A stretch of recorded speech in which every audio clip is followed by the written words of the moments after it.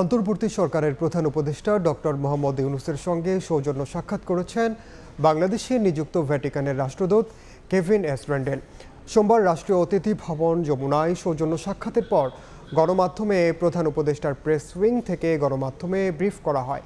প্রধান উপদেষ্টা ও ভ্যাটিকানের রাষ্ট্রদূত বাংলাদেশের ধর্মীয় সংখ্যালঘু, আন্তঃধর্মীয় সংলাপ, রোহিঙ্গাদের মানবিক সহায়তা এবং নিউ ইয়র্কে অনুষ্ঠেয় জাতিসংঘের সাধারণ পরিষদের আসন্ন অধিবেশনের বিষয়ে আলোচনা করেন। ভ্যাটিকান রাষ্ট্রদূত বলেন, ভ্যাটিকান সিটির আন্তঃধর্মীয় সংলাপ বিভাগের প্রতিনিধি দল এবং বাংলাদেশের ইসলামী স্কলারদের মধ্যে সংলাপ আয়োজনের প্রস্তাব দেন।